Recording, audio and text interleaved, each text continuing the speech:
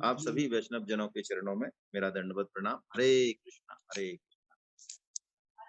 नीरज अग्रवाल साहब, आपने किसी मतलब से हाथ खड़ा किया या ऐसे ही हो गया है? अनम्यूट कर रहा हूं मैं आपको, जरा अनम्यूट कीजिए। मैं वो डाउन कर रहा हूँ सर। ये गलती से हो गया है, ये मतलब वैसे मेरे बेटे का नाम है, मेरे नाम से वो ठीक है, अग्रवाल है। ठीक ये है, मैं मेरा नाम लिख रही थी इसमें, तो ठीक है। चलिए हम लोग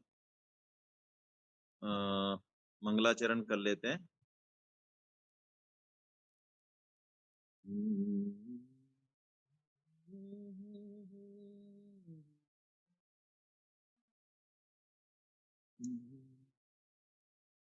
नीलांबुज श्यामल कोमलांगम सीता समारोपित वाम भागम पाणौ महासायक चारु चापम नमामि रामं रघुवंशनाथम्। मूकं करोति वाचालं पङ्गुं लङ्घयते गिरिं यत्कृपादतमहं वन्दे परमानन्दं माधवम्। व्यासो वेत्ति सुको वेत्ति राजा वेत्ति वेत्ति नवा श्रीधरे सकलं वेत्ति श्रीनरसिंह प्रसादता। निरपेक्षं मुनिं शान्तं निर्वैरं समदर्शनम् अनुव्रजाम्यहं नित्यं पूये येत्ययङ्घ्रिरेणुभिः न किञ्चित् साधवो धीरा भक्ता हि एकान्तिनो मम वाञ्छन्त्ययपि मया दत्तं कैवल्यम पुनर्भवम्। वाग्गद्गदा यस्य चित्तम् रुदत्यभीक्ष्णं हसति क्वचित् च विलज्य उद्गायति नृत्यते च मद्भक्तियुक्तो भुवनं पुनाति। नायं जनो में सुख दुख हेतुर् न देवतात्मा ग्रह कर्म कालः मनः परं कारणमामनत्ति संसार चक्रम परिवर्तयेद्यत्। बड़े भाग मानुष तन पावा सुर दुर्लभ सब ग्रंथ ही गावा। साधन धाम मोक्ष कर द्वारा पाई न जेहि परलोक संवारा। अहि तन कर फल विषय न भाई स्वर्ग स्वल्प अंत दुखदाई। नरतन पाय विषय मन देहि पलटि सुधाते सठ बिसलेहि। जो न तरे भव सागर नर समाज अस पाय सुकृत निंदक मंदमति आत्माहन गति जा। बारी मथे घृत होय बरु सिकता ते बरुते बिनु हरि भजन न भव तरिये यह सिद्धांत अपे। नाथ एक बार मांगऊं राम कृपा करि देहु। जन्म जन्म प्रभु पद कमल कबहु घटहूं जनि नेहु। बोलो बांके बिहारी लाल की जय। आप सबके चरणों में वंदन। आइए श्रीमद् भागवतम का 11वां स्कंद और उसमें उद्धव गीता के माध्यम से हम लोग कथा अमृत पान कर रहे हैं। उद्धव जी भगवान से पूछते हैं कि जो हंस रूप से भगवान ने उपदेश दिया उसका मुझे वर्णन कीजिए। भगवान उसका पूरा वर्णन करते हैं, जिसमें मुख्य बात यही है जो गीता में सांख्य योग में आया, जो गीता में ज्ञान योग में आया कि प्रकृति क्रियमानानि गुणैः कर्माणि सर्वसा। प्रकृति क्रियमानानि गुणे कर्माणि सर्वसा अहंकार विमूढ़ात्मा कर्ता हमिति मन्यते। है ना, संपूर्ण जगत गुणों का खेला है, गुण ही गुणों में बरत रहे हैं। मन बुद्धि इंद्रिय, कल हमने पढ़ा 10 चीजें, यहाँ तक कि शास्त्र भी, जल भी, स्थान भी, देश भी, समय भी, ये भी सब गुणमय ही हैं। अर्थात हमें सतो गुण में स्थित होना है। संकल्प, जिसे भगवान ने कहा संकल्प सृष्टि है, संकल्प की बड़ी महत्ता है जीवन में, लेकिन जो बुरे कर्म करते हैं क्या वो संकल्प नहीं करते? क्या रावण ने संकल्प नहीं किया सीता माता के हरण का? तो संकल्प भी सतो रजो और तमो गुणी हो सकता है। तो हमें सतो गुण में स्थित होकर और फिर केवल भगवान का आश्रय लेकर उस सतो गुण का भी आश्रय छोड़ देना है। इस भाव से यदि हम चलेंगे तो गुण वाली वृत्तियों से भी हम निर्गुण की तरफ बढ़ जाएंगे। चित्त हमारा गुण में, बुद्धि हमारी गुण में, मन हमारा गुण में, वृत्तियां हमारी गुण में, विषय हमारे गुण में, सब कुछ गुण में है। यही तो प्रश्न पूछा। लेकिन यदि भगवान के इस हंस अवतार से दिए गए उपदेश को हम ध्यान रखेंगे तो इन्हीं गुणमयी वृत्तियों से, इन्हीं गुणमयी संकल्प से हम निर्गुण की प्राप्ति कर लेंगे, क्योंकि लक्ष्य निर्गुण है, लक्ष्य भगवत प्रेम है। आइए अब आज हम 14वां अध्याय, जो भक्ति योग की महिमा और ध्यान विधि का वर्णन है, बड़ा अच्छा अध्याय है ये, बहुत ही प्यारा अध्याय है। आज इसको हम देखते हैं। कल उद्धव जी ने प्रश्न पूछा भगवान की ये हंस उपदेश के बाद कि प्रभु अब आप ये बताइए कि इतने इतने साधन कहे गए हैं शास्त्रों में कल्याण के, तो अपनी अपनी दृष्टि के अनुसार तो वो सभी श्रेष्ठ हैं अथवा उनमें किसी एक की प्रधानता है? क्योंकि आपने तो अभी अभी कुछ देर पहले, कुछ अध्याय पहले भक्ति योग को आपने स्वतंत्र साधन बताया है। तुलसीदास जी तो पहले ही कह चुके, भक्ति स्वतंत्र सकल गुण खानी है। भक्ति स्वतंत्र है और सकल गुण खानी है ना। तो अब भगवान श्री कृष्ण कह रहे हैं, देखिए बड़ी अच्छी बात कह रहे हैं। आज हम थोड़ा सा देखें, इसको अध्ययन करें। प्रिय उद्धव, वेदवाणी जो थी यानी जो ज्ञान था वो समय के फेर से प्रलय के अवसर पर लुप्त हो गया। फिर जब सृष्टि हुई तब मैंने इसका उपदेश ब्रह्मा जी को किया, ब्रह्मा जी ने मनु को किया। ऐसे ये परंपरा से चलता हुआ आया। ठीक है, फिर हमारे जब पहुंचता है ये लोगों के पास तो लोगों की वृत्ति सतो रजो और तमोगुनी होती है। तो सब उसे अपनी अपनी प्रकृति के अनुसार उस एक ही उपदेश का, जो वेदवाणी है, जो भगवान का तत्व है, भगवत तत्व है, उसका भिन्न भिन्न अर्थ लगा लेते हैं, भिन्न भिन्न तरीके से वर्णन करने लग जाते हैं। इसलिए वो इतने सारे साधन बन जाते हैं कि कई बार तो वो उपदेश वेद के सिद्धांत के विरुद्ध भी चले जाते हैं। मनुष्यों की बुद्धि में भिन्नता उनकी रुचि और उनके गुणों की वृत्तियां अलग अलग होने से। देखिए, दो बातें मैं आपको कहूं थोड़ा समझाने के हिसाब से। भागवतम में मनुष्य की कितनी योनियां बताई, मनुष्य के कितने तरह की प्रकार बताए, 4 लाख तरह के, 84 लाख योनियां है ना।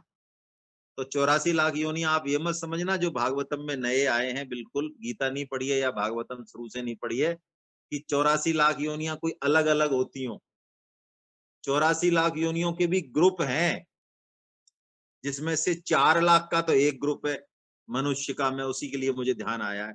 यानी मनुष्यों में भी 4 लाख ग्रुप हैं, पशुओं के अलग ग्रुप हैं 20 लाख, पेड़ों के अलग ग्रुप हैं, जलचर थलचर इनके सबके अलग अलग ग्रुप हैं। तो अब कोई सोचे कि मनुष्यों की 4 लाख योनि कैसे हो सकती है? भाई मनुष्य तो मनुष्य है, हम तो मनुष्य तो एक जैसे ही हैं हम।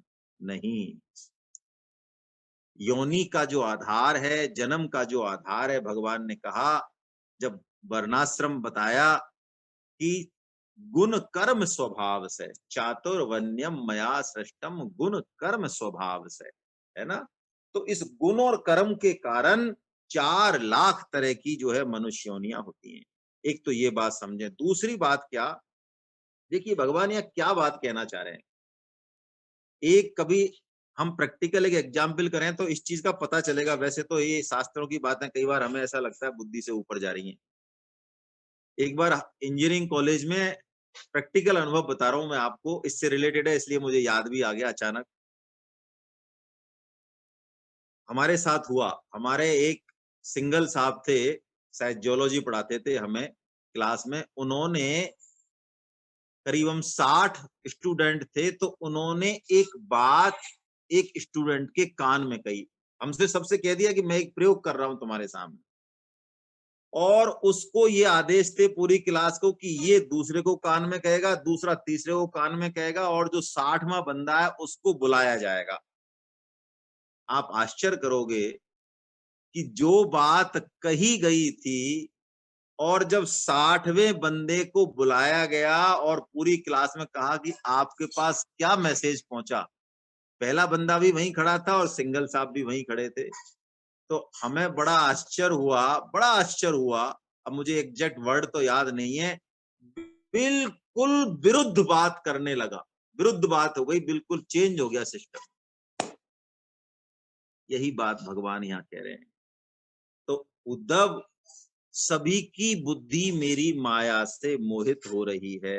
वो अपने अपने कर्म संस्कार और अपनी अपनी रुचि के अनुसार आत्म कल्याण के अनेकों साधन बताते हैं। जैसे उदाहरण दिया भगवान ने कि काम शास्त्री काम को ही सर्वोपरि बताएगा, पूर्व मीमांसक वो धर्म को ही बताएंगे, साहित्याचार वो यश को बताएंगे, लोकायत यानी चारवाक दर्शन जो है वो भोग को ही सब कुछ बताएंगे। ऐसे ही सब कोई अपने अपने तरीके से अपने अपने रास्ते बताता है, और ये और कहता है कि यही सर्वश्रेष्ठ है ना।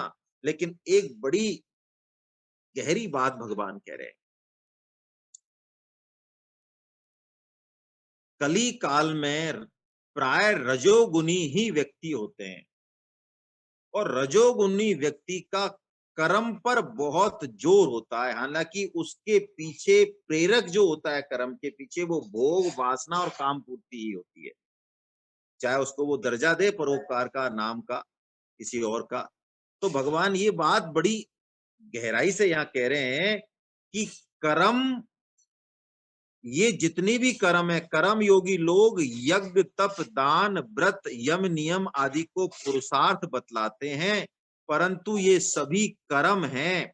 इनसे जो फल मिलेगा, लोक मिलेगा, वो उत्पत्ति और नाश वाले हैं, और कर्मों का फल समाप्त हो जाने पर उनसे दुख ही मिलता है। और सच पूछा जाए तो उद्धव, कर्मों की अंतिम गति अज्ञान ही है। देखिए ये भगवान श्री कृष्ण बोल रहे हैं भाई, है ना। कर्म योग में भी जो हमें स्थिति प्राप्त होती है, वो कर्म में योग मुख्य है, कर्म मुख्य नहीं है। और वो भी कर्म योग को जो हमने अपनाया है या ज्ञान योग को जो हमने अपनाया है वो हमारी क्षमता और रुचि के अनुसार अपनाया है। बाकी कृपा योग तो तीनों ही योगों में घटना ही है। साधन हमेशा अधूरा ही रहता है साधक का, चाहे वो किसी भी मार्ग से जाए, उसको पूर्ण उसकी सिद्धि तो भगवान ही करते हैं। इस बात को हमें अच्छे से यहाँ समझ लेना चाहिए। ये बात जो भगवान यहाँ समझाना चाह रहे हैं, भगवान इसी बात को आगे बढ़ा रहे हैं कि कोई भी किसी भी साधन में लौकिक या पारलौकिक सुखों की यदि बात करे तो वो तो सब तुच्छ हैं, नगण्य हैं, विनाशशील हैं। किसी कवि ने बड़ा अच्छा कहा है कि भगवान के आश्रय के बिना हम किसी भी योग का आश्रय लेना, तो उस संबंध में कहा है कि योगी रोगी, योगी रोगी, योग से रोग भी होता है ना, योग से भोग भी होता है और योग से योग भी होता है, फर्क है तीनों में। योगी रोगी भक्त बावरे, ज्ञानी पूत निखट्टू है। भक्त बावड़े मतलब भक्तों में यदि भगवान का वो भक्त अपने आप को मान रहा है लेकिन भगवत तत्व भगवत प्रेम अंदर से नहीं है ना, तो उसकी जो क्रिया है वो ऐसे ही है बस। और ज्ञानी पूत तो वो तो भाषण ही देने वाला है, ज्ञान देने वाला, वो किसी काम का ही नहीं। निकट्टू योगी रोगी भक्त बावरे, ज्ञानी पूत निकट्टू, और कर्म कांडी ऐसे डोले, जो भाड़े को टट्टू है। यानी कर्म कांडी की तो कोई बात ही नहीं है। और भगवान श्री राम भी भक्ति का ऐसा ही वर्णन करते हैं। तुलसीदास जी महाराज भी बिल्कुल स्पष्ट शब्दों में कहते हैं कि बिना भगवत आश्रय के, बिना इस भगवत प्रेम के, बिना उस शुद्ध भक्ति के कोई भी साधन जैसे कि उदाहरण दिया जाता है कि भैया आपको एक बुलाया जाए और बढ़िया खीर बना दी जाए चकाचक, बढ़िया देसी गाय, भारतीय देसी गाय की बढ़िया गोटेमा खीर। अब पता चला आप खीर खाने लगे, उसमें चीनी नहीं है, कैसी लगेगी? या आपको बढ़िया से बढ़िया सब्जी बना दी जाए और पता चला वो बहुत बढ़िया सब्जी है, जो भी आपकी पसंद है, कि उसमें नमक नहीं है। भगतिहीन गुण सब सुख ऐसे, लबन बिना बहु व्यंजन जैसे। हमें समझना चाहिए इस तत्व को। इसका मायने कोई ये नहीं समझ ले कि हम किसी को किसी तरफ धकेल रहे हैं, भगवान नहीं, नहीं नहीं। हम किसी भी योग में चलें अपनी रुचि के अनुसार, जो हमारी बुद्धि मन कहे, लेकिन लेकिन उस मूल तत्व को हम पकड़ें।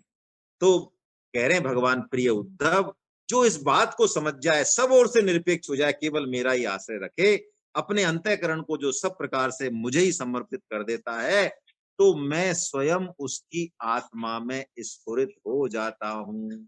अब भगवान उस भक्त के लक्षणों का वर्णन कर रहे हैं, है ना।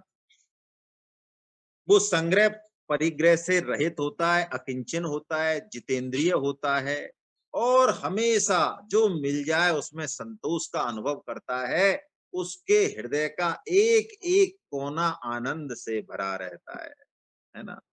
और मुझे छोड़कर वो न तो ब्रह्मा का पद चाहता है, न देवराज इंद्र का, और न ही इस पृथ्वी का सम्राट बनने की उसमें इच्छा होती है। और इस पृथ्वी से भी ज्यादा बड़े भोग रसातल में होते हैं, पाताल में, वहां पे उन जो नीचे के जो लोग हैं, वो उनको भी नहीं चाहता। अरे और तो मैं क्या कहूं उद्धव, वो मोक्ष भी नहीं चाहता, योग की बड़ी बड़ी सिद्धि भी नहीं चाहता। हाँ हाँ हाँ।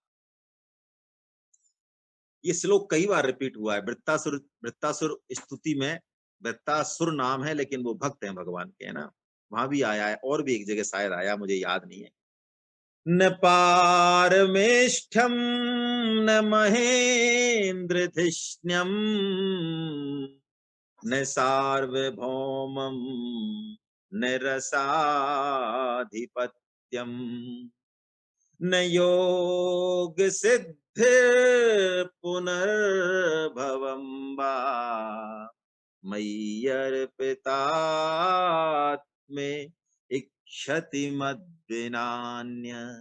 मेरे बिना वो सिर्फ और सिर्फ मेरी ही इच्छा करता है, मेरे बिना तो वो मोक्ष भी नहीं चाहता। आहा, उद्धव, मुझे तुम्हारे जैसे भक्त जो है ना वो कितने प्रिय हैं, मैं क्या बताऊं, क्या बात कह रहे हैं। देखिए इनकी तो इस अध्याय के भाई हर श्लोक जो है ना वो लिखने लायक है और बोलने लायक है। क्या करूं मैं, है ना, कम बोलूंगा क्योंकि कई लोगों को लगता है भी संस्कृत, मेरे सामने तो किताब है ना, आपके सामने नहीं, आप रखेंगे तो अच्छा लगेगा आपको सुन के भी। फिर क्या कह रहे हैं भगवान, बहुत प्यारी बात कह रहे हैं। मुझे तुम्हारे जैसे जो भक्त हैं वो कितने प्रिय हैं।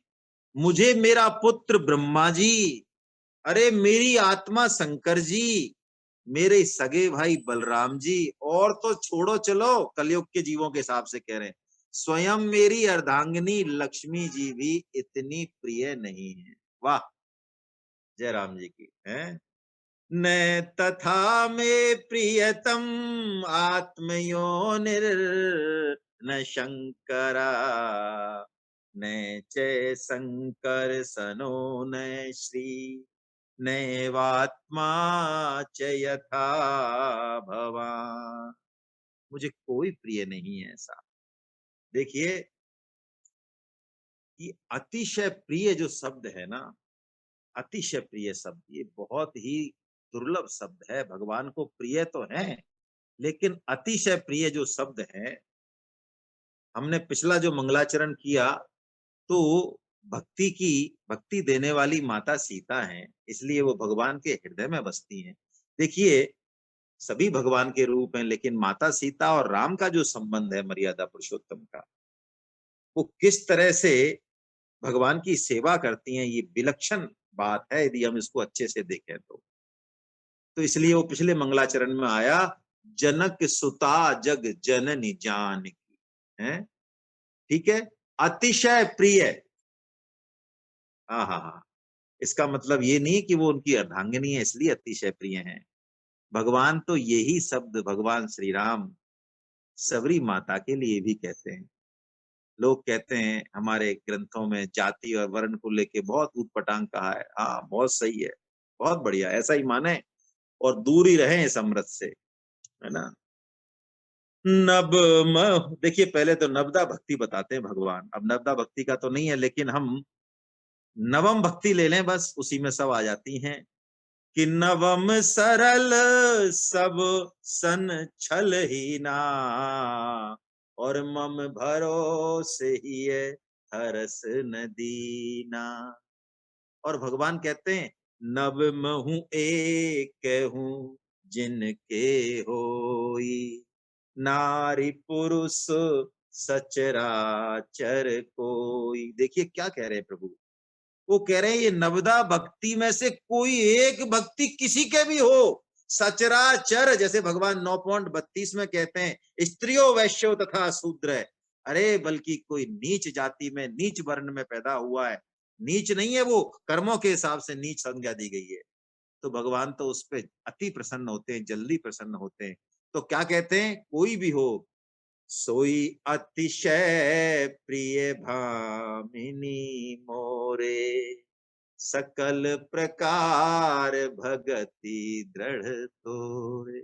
हे माता, हे सबरी माता, तुम्हारे तो सारी की सारी भक्तियां हृदय में बसी हुई हैं, तो तुम तो मेरी अतिशय प्रिय हो। हाँ हाँ, ये अतिशय भक्त जो प्रिय है भगवान के, ये दुर्लभ है भाई। वो कहते हैं भगवान, क्या बात कह रहे हैं, अब जो बात कह रहे हैं वो तो और भी दुर्लभ है भाई, हैं। आज थोड़ा समय लग जाए तो रुकें बस 1 मिनट। क्या कह रहे हैं भगवान, ऐसे भक्तों के पीछे पीछे मैं घूमता हूं।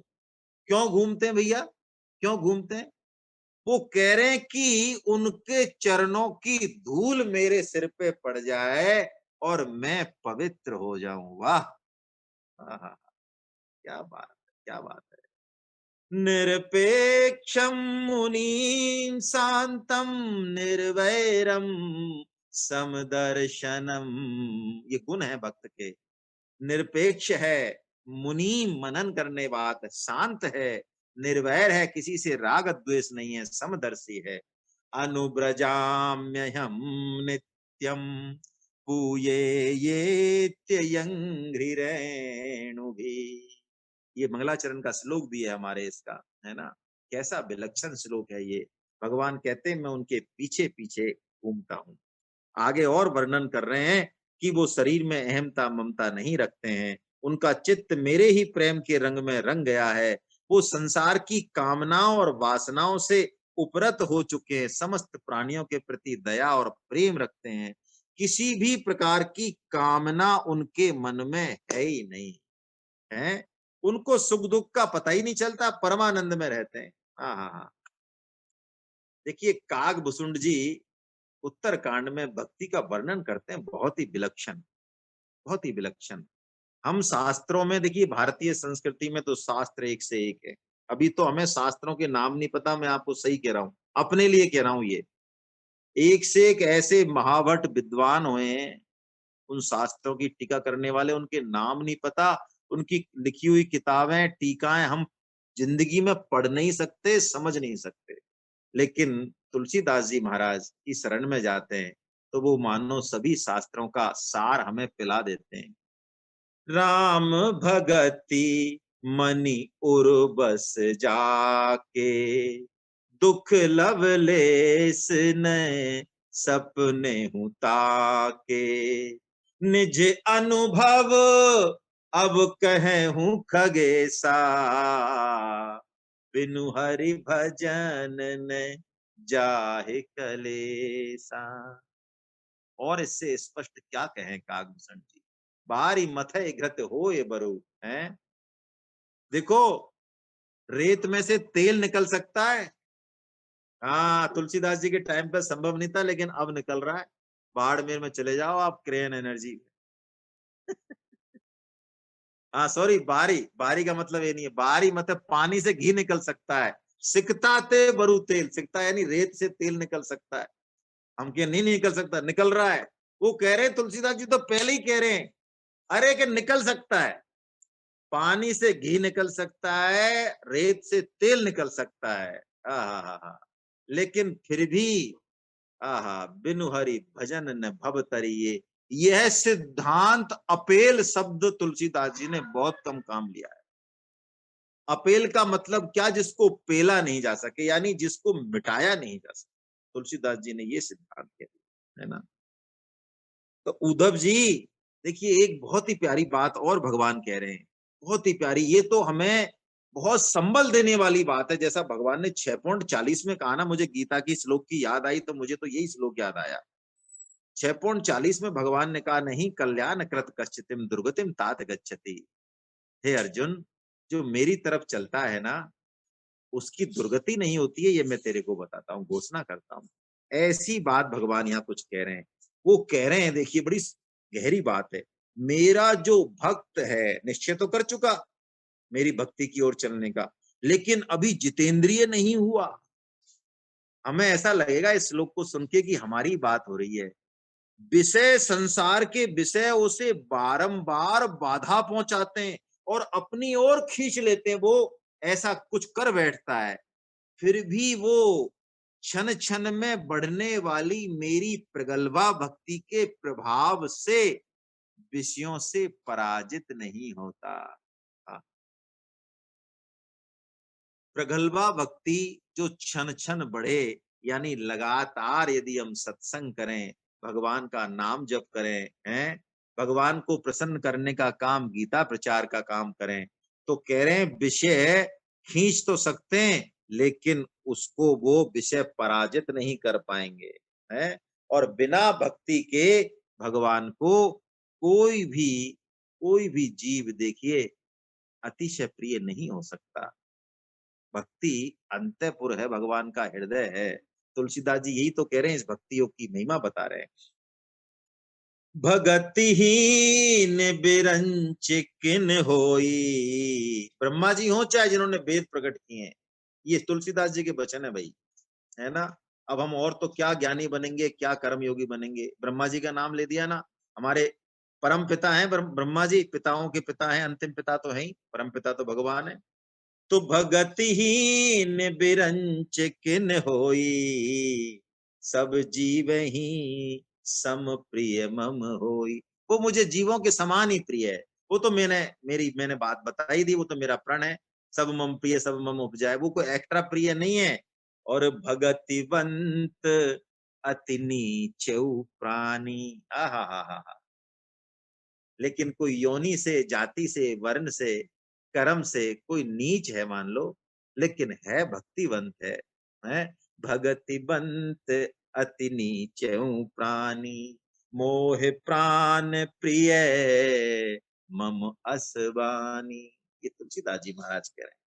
मैं आपको अतिशय प्रेम जो भक्ति योग के द्वारा मिलता है, वो अतिशय प्रेम भगवान के भक्त कैसे कैसे होते हैं उनकी बात हम कर रहे हैं, है ना।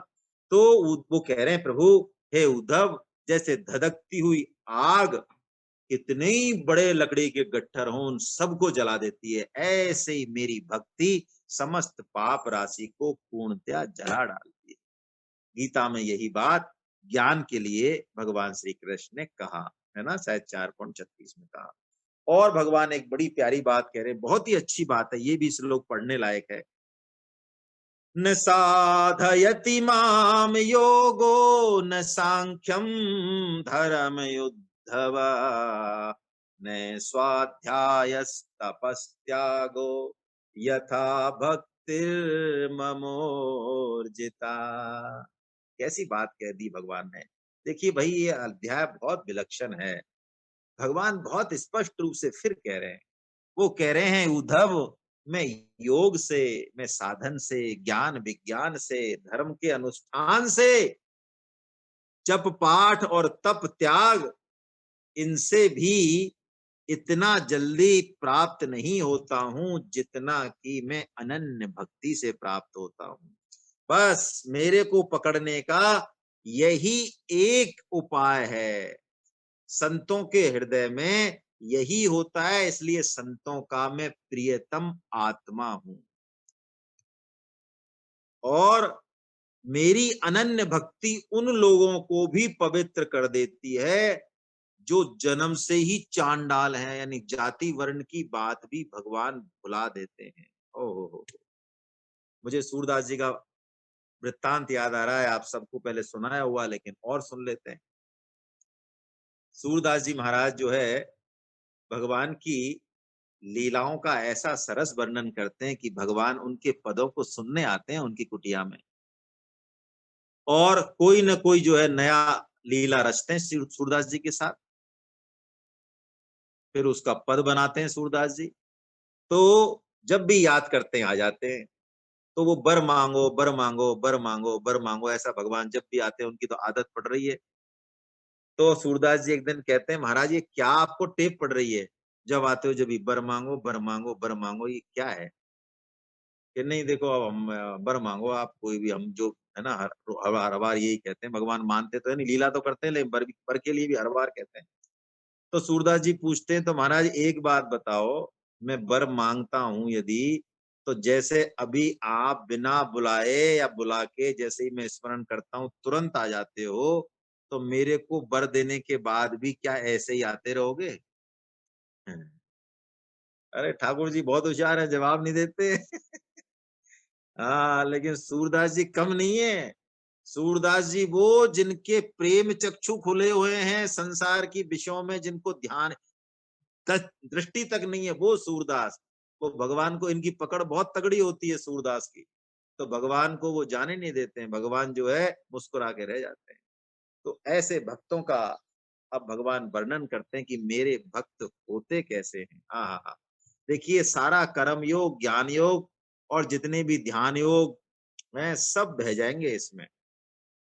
आप कहेंगे साहब चित्त की शुद्धि कर्म योग से कर लो, हैं, और विवेक विचार से ये कर लो और वो कर लो और अंतःकरण शुद्ध कर लो और भगवान प्रकट हो जाएंगे। लेकिन यहाँ तो भगवान ने एक ऐसा श्लोक बोल दिया भाई, हाँ हाँ हाँ, क्या कह रहे हैं, जब तक सारा शरीर पुलकित नहीं हो जाता, चित्त पिघलकर गदगद नहीं हो जाता, आनंद के आंसू नहीं छलकने लगते, और भक्त अंदर और बाहर दोनों तरह से भक्ति की बाढ़ में डूबने उतरने नहीं लगता, तब तक वो पूर्णतया शुद्ध नहीं हो सकता।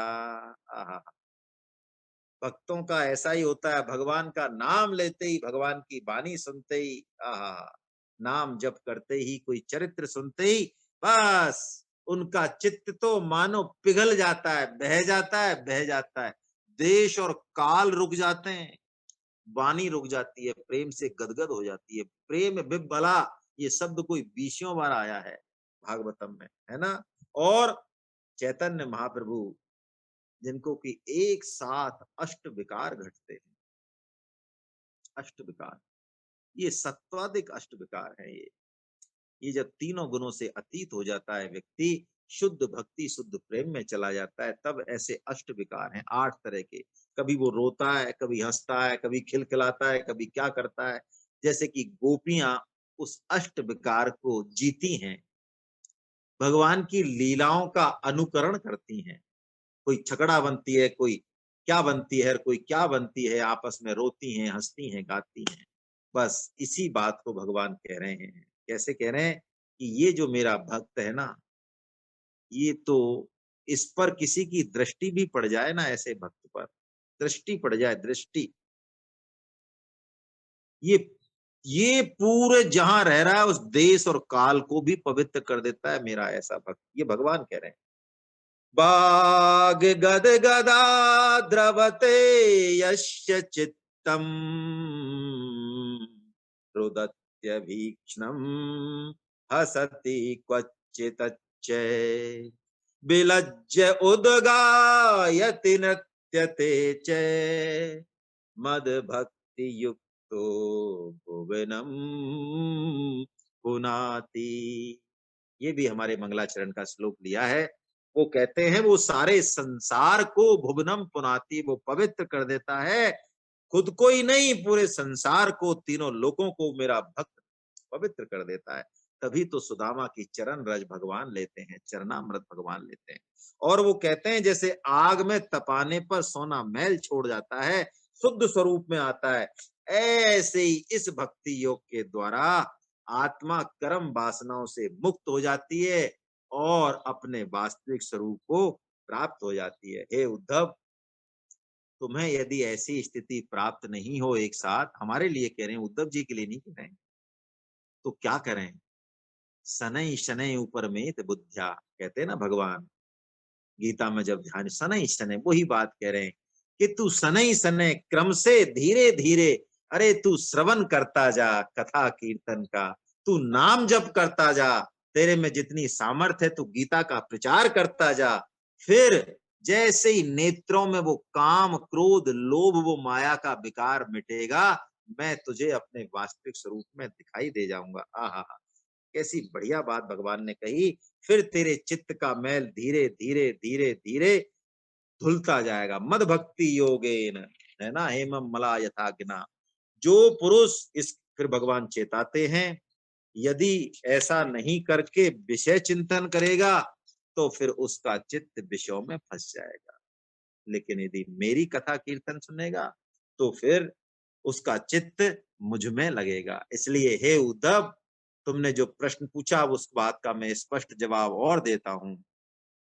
तुम सारे साधनों का, जितने भी दूसरे साधन हैं और फलों का चिंतन छोड़ दो भाई। भाई शब्द बोला भगवान, अरे भाई, हैं, जो परम श्रद्धेय तायल साहब बोलते थे प्राय शब्द को, अरे भाई, है ना, मेरे अतिरिक्त और कुछ है ही नहीं।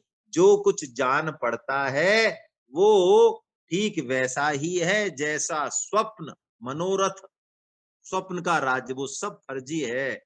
बस मैं ही मैं हूं, तुम पूरी तरह से मुझ में ही लग जाओ। आहा, तुलसीदास जी महाराज ये बात बहुत स्पष्ट रूप से कहते हैं।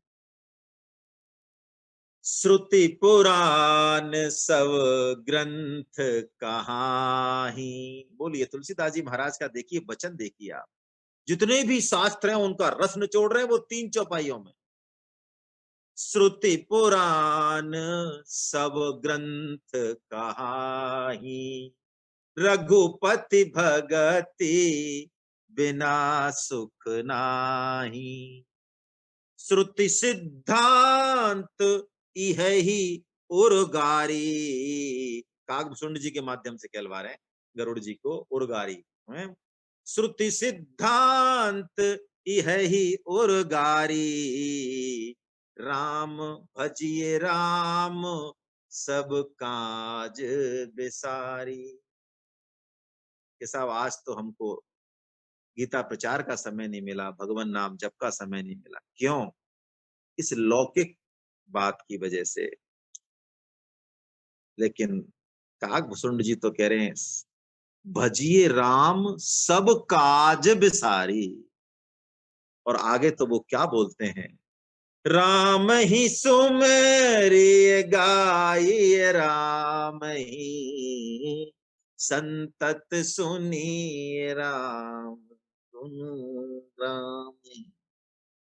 प्रभु कृपा बनाए रखें, हमें भगवान के इस कथा अमृत का पान होता रहे, हमारी रुचि बनी रहे, वो भाव बना रहे। ये भगवत कृपा से ही ये संभव है।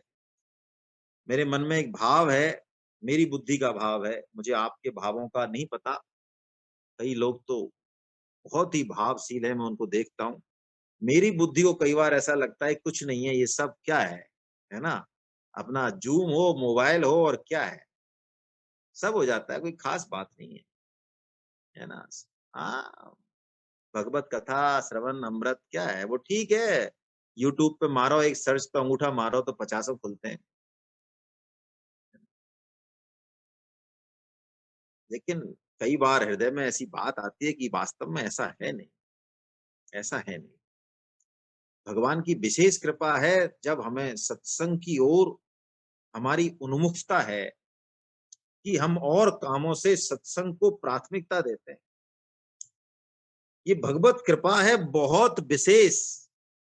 और ऐसा नहीं है कि कोई बहुत ही कोई ऐसी अनहोनी बात कही जाएगी कि साहब किसी को नहीं पता, आज हम ऐसी कोई बहुत ही तगड़ी बात बताने वाले नहीं। नहीं, वही रामलीला है जो 4 साल के थे तब भी देखी थी, और जब 25, 30, 50 साल के तब भी देखी थी।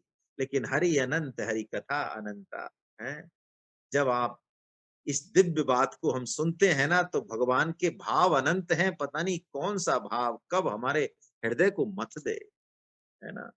हर भक्त को वास्तव में इसमें हर बार एक अलग आनंद, एक अलग भाव की अनुभूति होती है। इस बात को तो कम से कम हम माने अपने हृदय में, ये तो हमारा अनुभव है, इसमें तो हमें किसी प्रमाण की जरूरत नहीं है ना, है ना।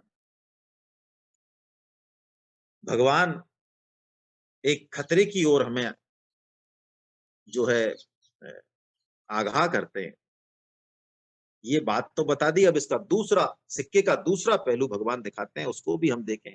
देखिए भगवान को कितना प्रेम है कि हम कली काल के जीवों के लिए वो चारों तरफ से बाढ़ लगाते हैं मानो। वो कहते हैं उद्धव, संयमी पुरुष तो स्त्रियों को और स्त्री के प्रेमियों को, ओ हो, वो दूर से ही उनका संग छोड़ देता है। हे उद्धव, स्त्रियों के संग से, और उससे भी खतरनाक बात, स्त्री संगियों के संग से, यानी उन लंपटों के संग से जैसा क्लेश और बंधन होता है, वैसी फसावट कहीं और होती ही नहीं। हाँ, योषित संगात यथा पुंसो, यथा तत्संगी संगता। बहुत ही प्यारी बात कही भगवान ने।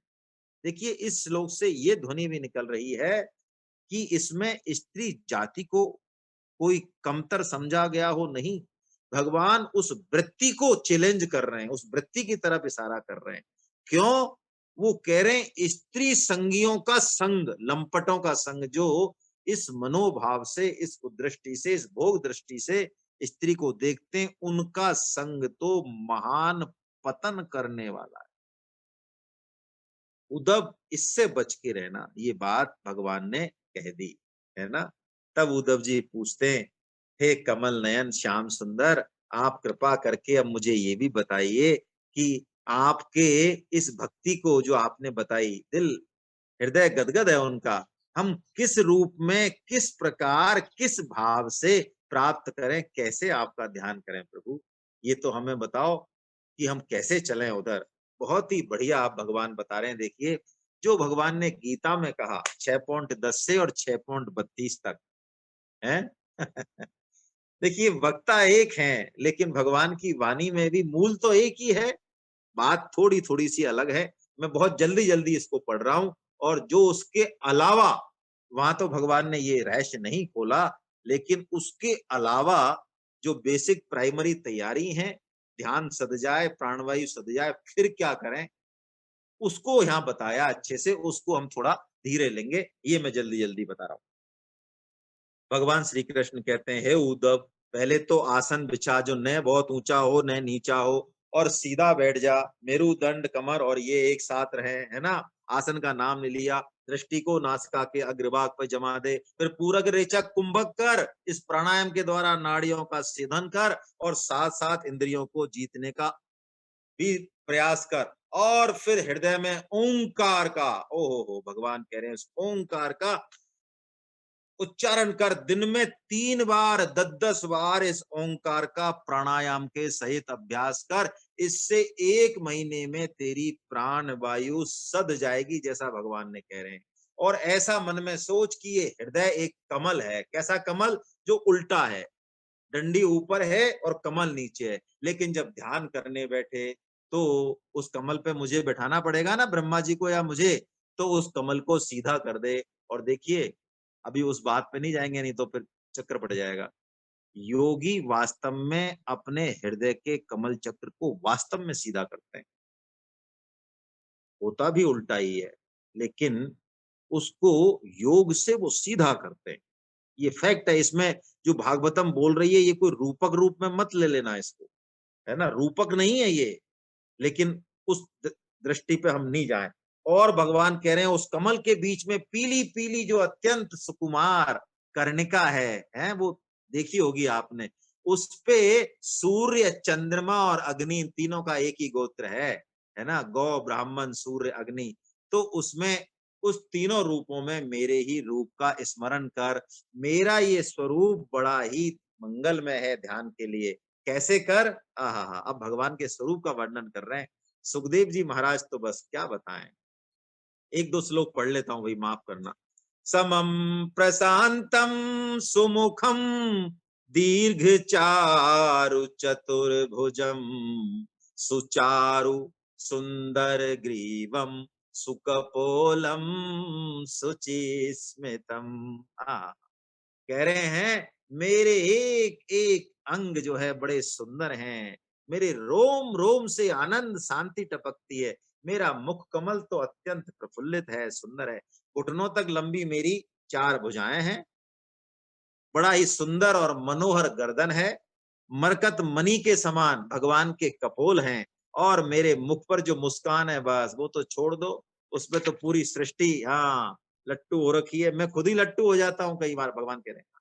अरे मेरा जो वर्षाकालीन मेघ के समान पीतांबर फहरा रहा है श्यामल शरीर पर, श्रीवत्स और लक्ष्मी जी का चिन्ह बक्षस्थल स्थल पर दाएं बाएं हैं, हाथों में शंख चक्र गदा और पद्म है, गले में बनमाला है, चरणों में नूपुर है, और कौस्तुभ मणि मेरे गले में जगमगा रही है, और माथे पर किरीट है, कंगन है, करधनी है, बाजूबंद है। अरे उद्धव, एक एक अंग मेरा अत्यंत सुंदर और हृदयहारी है, मनहारी है।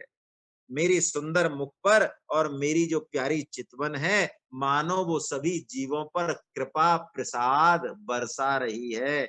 उद्धव, मेरे इस सुकुमार स्वरूप का ध्यान करना चाहिए, और मन को चरण कमल से स्टार्ट करते हुए एक एक अंग पर लगाना चाहिए, और बाद में जब सारे शरीर का ध्यान होने लगे तो अन्य अंगों का चिंतन नहीं करके मेरे मुख कमल का ही ध्यान करे।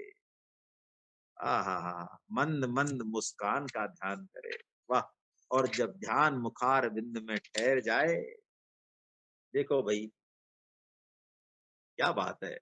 मेरे को तो पढ़ने में ही आनंद आ रहा है, पता नहीं आपको कितना आ रहा है। भगवान के सौंदर्य का कैसा वर्णन सुखदेव जी महाराज कर रहे हैं। यदि हम इसको ढंग से सुन लें, पढ़ लें, देख लें, ध्यान कर लें, और राधा गोविंद देव जी के मंदिर में जब अगली बार खड़े हों, हैं, तो मैं कहूं कि वहां से जो है धक्का दे के हटाना पड़े तो हटाना पड़े, वरना जो है पता नहीं चलता है भक्त को। हाँ हाँ, हम तो क्या है कि हो सकता है वहां पे भी एक उबासी मार दें।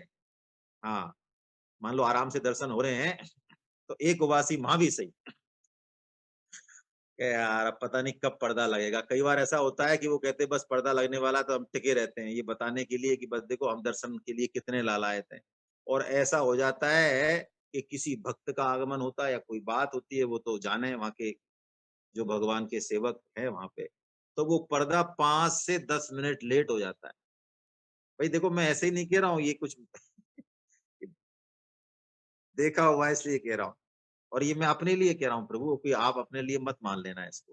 तो 5 से 10 मिनट यदि हो जाते हैं ना, तो फिर तो अब भगवान को उबासी भी अर्पण करनी है। अरे बताओ, बंद ही नहीं हो रहा है पर्दा। आप देख लिया, कहाँ तक देखें बताओ। हाँ देख लिया, लाल है, ये है, बहुत है, बहुत है, बस देख लिया। हाँ हाँ, देखिए ये भागवतम जो है ना, ये हमारे हृदय में उस भक्ति और प्रेम की धारा बहाती है। गीता के सिद्धांत इसमें बहुत सहायक हैं। गीता में चाहे इतना रस नहीं आएगा, लेकिन बिना गीता पढ़े, मैं आपको बहुत स्पष्ट रूप से ये बात कह रहा हूं, हालांकि ऐसी कोई बंदिश नहीं है, कहीं लिखा हुआ नहीं है, लेकिन बिना गीता पढ़े श्रीमद् भागवतम के रसों में आपका हमारा प्रवेश नहीं होगा, नहीं होगा। हृदय है भगवान का गीता, इसलिए भगवत गीता अवश्य पढ़ें, पढ़ाएं। हाँ पढ़ाएं भी, लगाएं लोगों को, उसकी रॉयल्टी इनकम आएगी ना, उसी रॉयल्टी इनकम से काम चलेगा। स्मार्ट लोग खुद मेहनत नहीं करते हैं, वो रॉयल्टी इनकम खाते हैं। हाँ, तो हम भी रॉयल्टी इनकम खाएं, भगवान ही कह रहे हैं, हम क्या करें। भाई किसी को भी आप गीता की तरफ लगाओगे और मान लो वो भजन चालू कर दे, भगवान नाम जप चालू कर दे, भक्ति में आगे बढ़े, तो अब बताइए उसके हृदय के एक कोने से आपके लिए धन्यवाद निकलेगा कि नहीं निकलेगा। तो ये रॉयल्टी इनकम आ गई। और इस बात को, इस बात से भी समझ सकते हैं, इस तथ्य को, हम जितने भी साधक हैं, अभी मुझे नहीं पता 100 से ऊपर हैं, तो हम में से अधिकांश, अधिकांश की बात कर रहा हूं मैं, जो उनमें नहीं है उनको प्रणाम है, अधिकांश इधर जो लाए गए हैं ना इस आध्यात्मिक क्षेत्र में, वो धक्का देकर ही लाए गए हैं।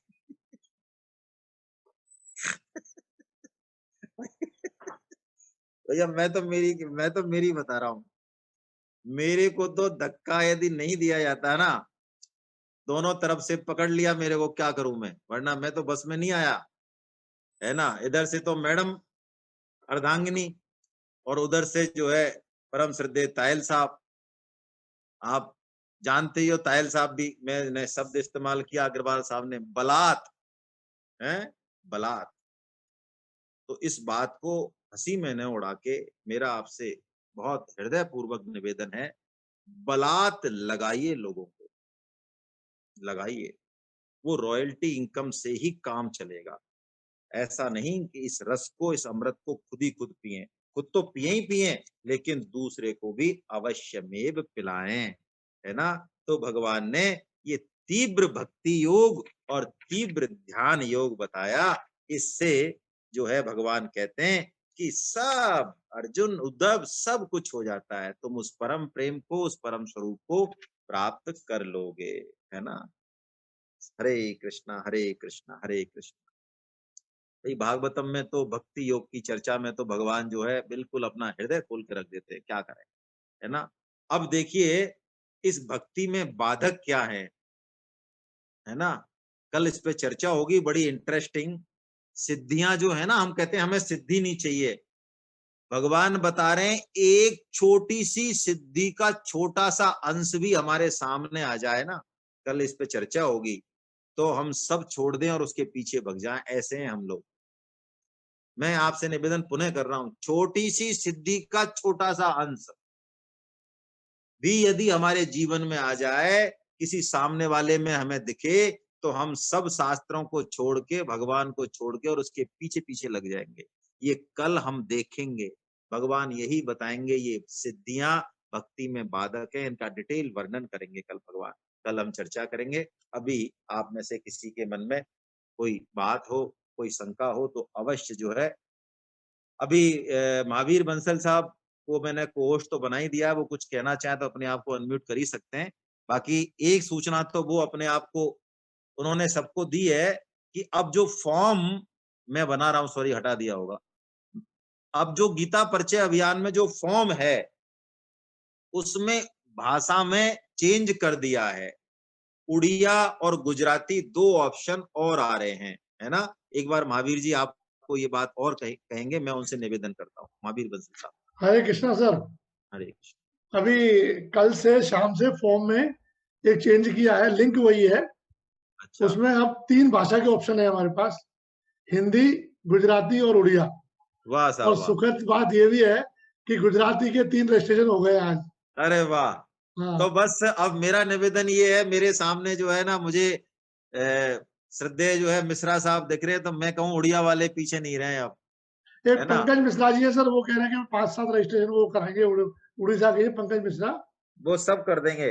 हाँ, वो कर तो देंगे, रजिस्ट्रेशन हो जाएंगे। बहुत बड़ा ग्रुप है उनका। और अब उड़िया सरोज में मिश्रा अब जी को उनको थोड़ी तैयार करना मेहनत है। करनी पड़ेगी। जी सर, हाँ सॉरी। हरे कृष्णा सर। तो हाँ सरोज आप मिश्रा बोले जी सर।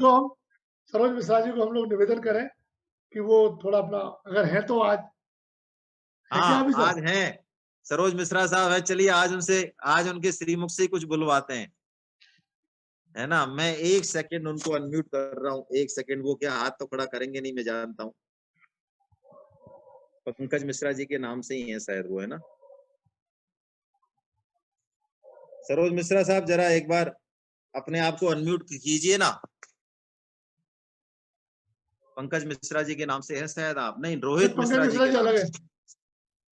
अच्छा सॉरी, 1 सेकंड। मैं रोहित मिश्रा जी के नाम से कर रहा हूँ, 1 सेकंड।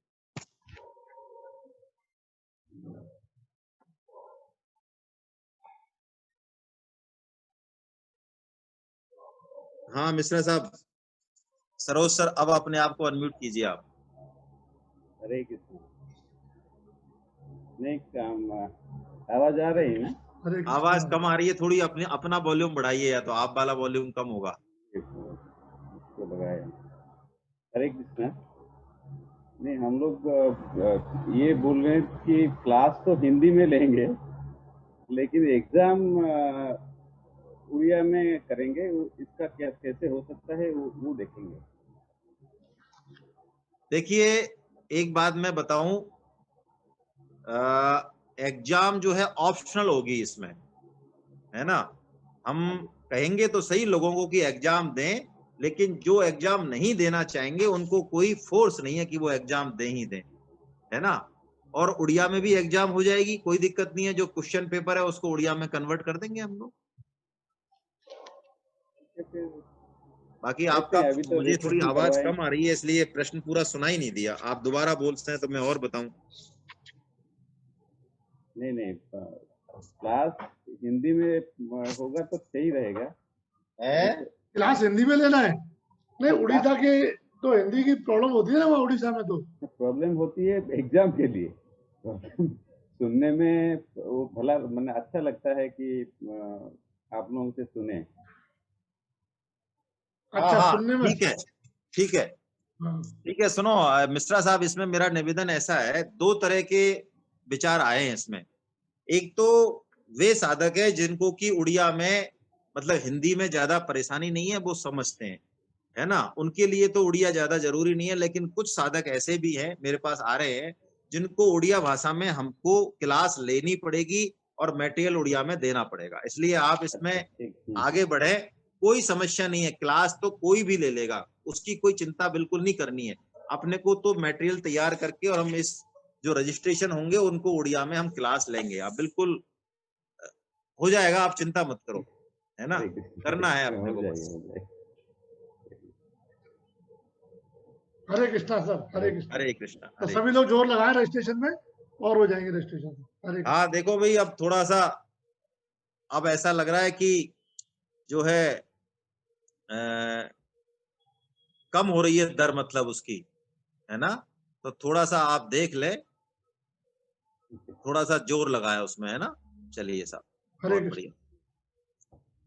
गोविंद जय जय गोपाल जय जय, गोविंद जय जय गोपाल जय जय, राधा रमण हरि गोविंद जय जय, राधा रमण हरि गोविंद जय जय, गोविंद जय जय गोपाल जय जय, गोविंद जय जय गोपाल जय जय, राधा रमन हरि गोविंद जय जय, राधा रमण हरि गोविंद जय जय, राधा रमन हरि गोविंद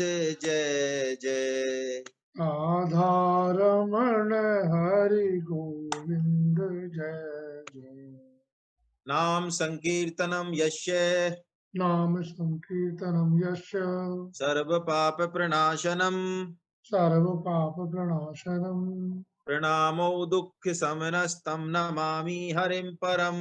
प्रणामो दुःख शमनस्तं नमामि हरिं परम। बोलो वृंदावन बिहारी लाल की जय, बोलो बांके बिहारी बिहारी लाल लाल की जय, बोलो राधा गोविंदेव सरकार की जय। अर्जुन के सखा भगवान श्री कृष्ण की, मीरा के गिरधर नागर की, सूर के घनश्याम की, वृष भानुसुता राधा रानी की, मर्यादा पुरुषोत्तम भगवान श्री राम की, जानकी माता की, गौ माता की, धरती माता की, साधक संजीवनी की, श्रीमद् भागवत महापुराण की, चक्र चूड़ामणि श्री श्री सुखदेव जी महाराज की, सब संतों की, सब भक्तों की, अनंत कोटि वैष्णव वृंद की, आज के आनंद की जय हो। हरि बोल, हरि बोल। जय जगन्नाथ, जय जगन्नाथ। आप सभी को कल हम फिर मिलते हैं इसी समय। जय जगन्नाथ।